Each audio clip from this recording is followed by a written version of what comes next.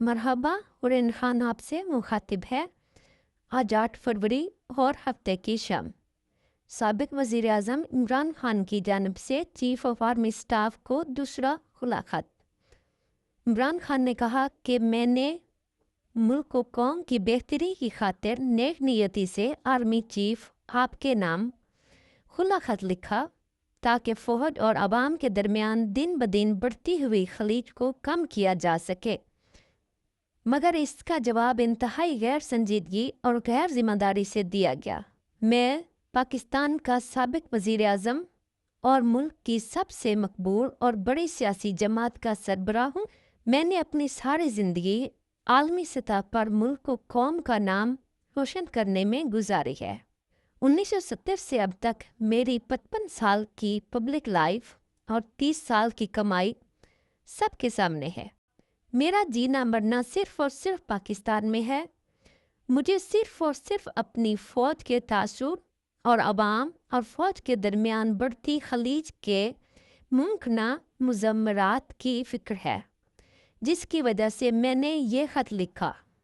मैंने जिन 6 नुकात की निशानदेही की है, इन पर अगर अवामी राय ली जाए तो 90% अवाम इन नुकात की हिमायत करेगी।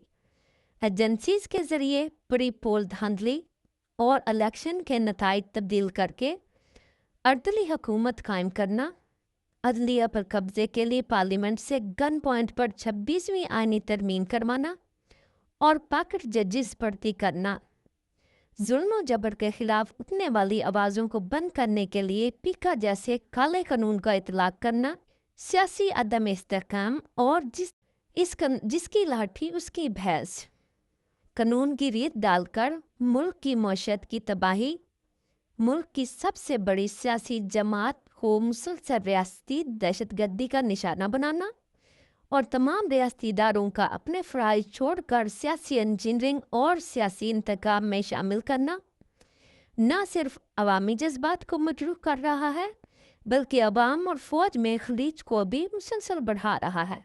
फ़ौज मुल्क का एक अहम इदारा है, मगर इसमें बैठी चंद काली भीड़ें पूरे इदारे का नुकसान कर रही हैं।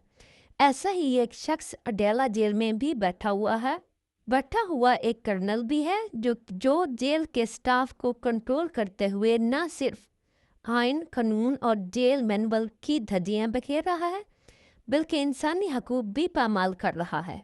वो अदालती अहकामात को जूते की नोक पर रखते हुए ऐसे अमल करता है जैसे काबिज फौज करती है। पहले अडेला जेल के फर्शनास सुपरिटेंडेंट अकरम को अगवा किया गया और तशद्दुद का निशाना बनाया गया, क्योंकि वो कानून की पासदारी करता था। वो जेल कवानीन पर अमल दरामद कराता था। अब भी तमाम अमले को डराया धमकाया जा रहा है। बुनियादी इंसानी हकूक पामाल करते हुए मुझ पर दबाव बढ़ाने के लिए एक कर्नल के मुताहिद जेल इंतज़ामिया ने मुझ पर हर जुल्म किया है। मुझे मौत की चक्की में रखा गया है। 20 दिन तक मुसलसल लॉकअप में रखा गया है, जहां सूरज की रोशनी तक नहीं पहुंची थी। 5 रोज़ तक मेरे सेल की बिजली मुसलसल बंद रखी गई और मैं मुकम्मल अंधेरे में रहा। मेरा वर्जिश करने वाला सामान और टीवी तक ले लिया गया और मुझ तक अखबार भी नहीं पहुंचने दिया गया। जब चाहते हैं किताबें तक रोक लेते हैं। इन 20 दिनों के अलावा मुझे दोबारा भी 40 घंटे लॉकअप में रखा गया है। मेरे बेटों से पिछले 6 माह में सिर्फ 3 मरतबा मेरी बात करवाई गई है। इस मामले में भी अदालत का हुक्म न मानते हुए मुझे बच्चों से बात करने नहीं दी जाती, जो मेरा बुनियादी और कानूनी हक है। मेरी जमात के अफराद दूर दराज इलाकों से मुझसे मुलाकात के लिए आते हैं, मगर इनको भी अदालती ऑर्डर के बावजूद मुलाकात की इजाज़त नहीं मिलती। पिछले 6 माह में गिनती के चंद अफराद को ही मुझसे मिलवाया गया है। इस्लामाबाद हाई कोर्ट के वासिया अहकामात के बावजूद मेरी अहलिया से मेरी मुलाकात नहीं करवाई जाती। मेरी अहलिया को भी कैद तन्हाई में रखा गया है।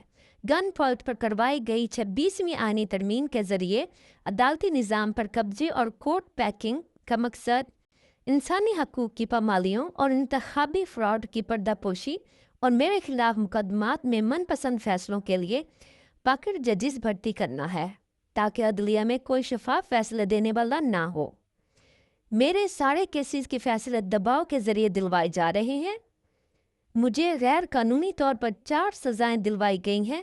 میرے خلاف فیصلہ دینے کے لیے جج صاحبان پر اتنا دباؤ ہوتا ہے کہ ایک جج صاحب کا بلڈ پریشر 5 مرتبہ ہائی ہوا اور اسے جیل ہسپتال میں داخل کروانا پڑا۔